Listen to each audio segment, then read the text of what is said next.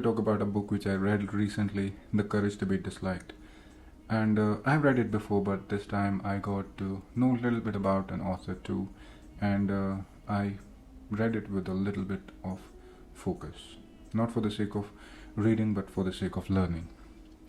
The book was written by Japanese authors Ikairo Kishihime and Fumitaki Koga. I'm sorry, I apologize if I read these names incorrectly because I'm not a native speaker, so there could be some mistakes.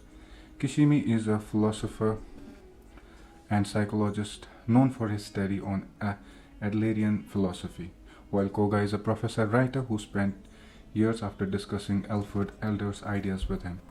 Instead of presenting its lessons as a conventional self-help guide, the book is written as a dialogue between a young man and a philosopher. Over 5 conversations, the young man questions almost every present idea with a philosopher. The book is based largely on psychology of Alfred Adler, an Austrian psychologist whose ideas differed significantly from Sigmund Freud. While Freud placed considerable emphasis on past experiences, Adler focused more on purpose, choice, and responsibility. The central argument of this book is simple yet challenging. Your past influences you, but it does not have to determine your future. You may have experienced rejection, failure, humiliation, emotional pain. These experiences can shape your thinking, but the book argues that you still possess the ability to choose what meaning you give to them, how you live from this point forward. This idea initially feels harsh.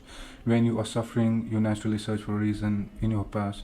You blame your upbringing, relationships, circumstances, or earlier failures. The book asks you to examine these explanations. These explanations are helping you move on forward or keeping you attached to the same reality. One of the most important concepts is the separation of a task. This means understanding which responsibility belong to you and which belong to other person. Your behavior is your task. Another person's opinion of you is the person's task. You can speak honestly, work sincerely, treat someone respectfully. You cannot completely control whether the person appreciates, understands, or approves of you. Many emotional problems begin when you interfere with another person's task or allow another person to interfere with yours. You make important decisions only to satisfy your family. You remain silent because you fear criticism. You change your personality to receive acceptance. Gradually, you begin living according to expectations that may have little connection with the life you genuinely want. This is where title becomes meaningful. The courage to be disliked does not mean behaving badly or intentionally upsetting people. It means accepting that living honestly may occasionally disappoint someone. Whenever you make an independent decision, someone may disagree. Whenever you establish a boundary, someone may call you selfish.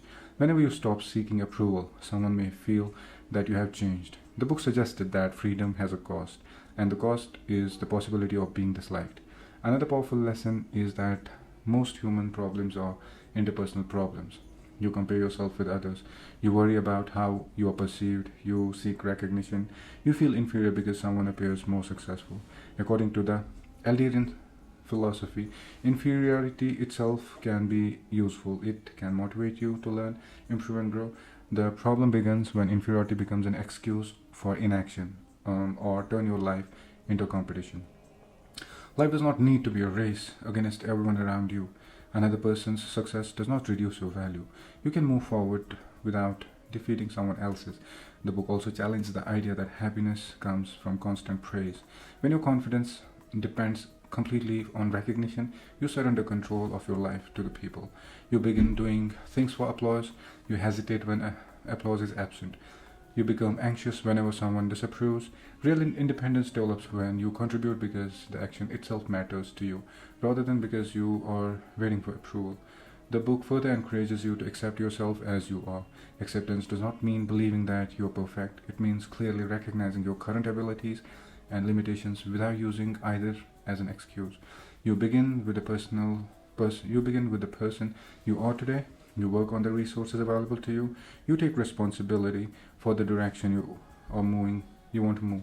The deepest lesson from the courage to be disliked is the freedom begins when you stop building your life around the expectation of other people. You cannot control every opinion, you cannot satisfy every person, you cannot live your own life without constantly requesting permission from everyone around you. At some point, you must decide whether you want universal approval or authentic life.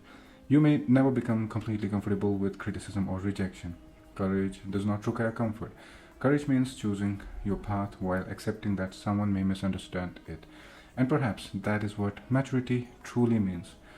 And that's what maturity truly means, respecting others without handing them a complete authority over your life. Thank you for listening.